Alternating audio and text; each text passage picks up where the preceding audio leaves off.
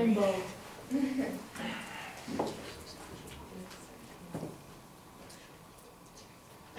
Okay, we chose the driving age because they're thinking about raising it from 16 to 18.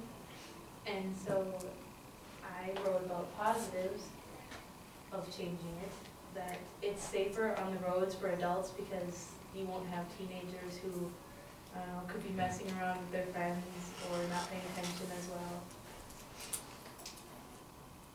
And it's better because there's less chance of wreck and the speeding will obviously not be there. The insurance rates would decrease because normally insurance is pretty expensive for teenagers, like especially boys. I know that. It allows the teen more time to mature, and parents would be able to teach the value of driving, so the teenagers wouldn't have to worry about not knowing how to drive as well. They can have their parents teach them longer, so they'll know it better when they take the test. And for mine, I did the negatives of changing it to 18, and mine would be that driving helps show how mature teenagers are, so giving them the responsibility of driving shows how mature they have become. And it teaches responsibilities to teenagers because parents don't let them, they have to earn it. And it also makes it easier to inform them to take a driver's education class, because if you're 16 you can take it through a school, but usually if you're 18 you're not in school anymore, so you can't take a class for it as easily. And it also is harder for teenagers to get a job because many jobs require them to drive to it, and if you can't drive then you won't be able to get to your job. There's another side though. And our claim for our driving age, should it be changed to 18, would be no overall. Distracted driving. One form of distracted driving is texting while driving. Most teenagers, when they are driving, will, instead of having their hands on the wheel, they will have their knees on the wheel. They will use their hands to text and not be looking up at the road. And they have made texting while driving illegal, and yet they have done that, and it's became worse after the law had been made. So most teenagers and even adults still don't follow the law, they text.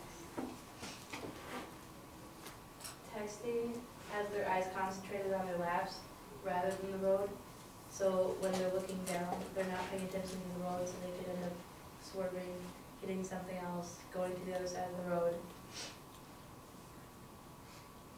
Talking on the phone is also a distraction because even though you're looking up while you're talking, you're still not actually thinking about what you're doing on the road. You're thinking mentally about what the person on the phone is talking to you about instead of actually paying attention to your driving. The next distracted driving would be eating and drinking, because when you eat and drink, you can't use both hands on the wheel. And since getting food and drinks are so easy, many people go to eat on the way instead of waiting.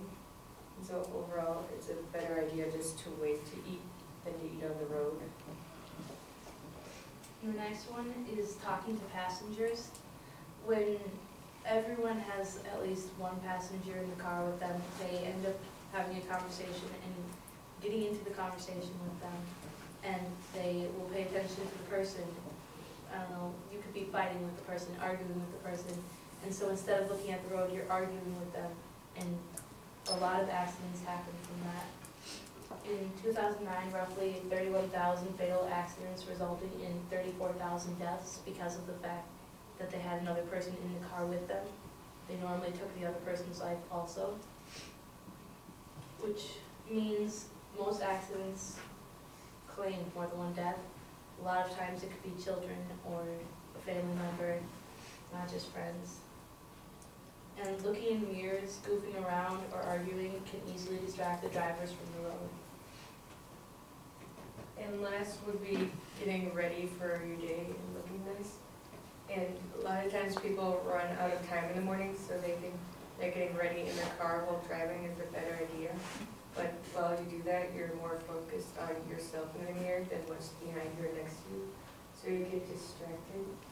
And you're also, because the rear view mirror is made for looking behind you, you won't be able to see behind you if you're looking in it for getting ready.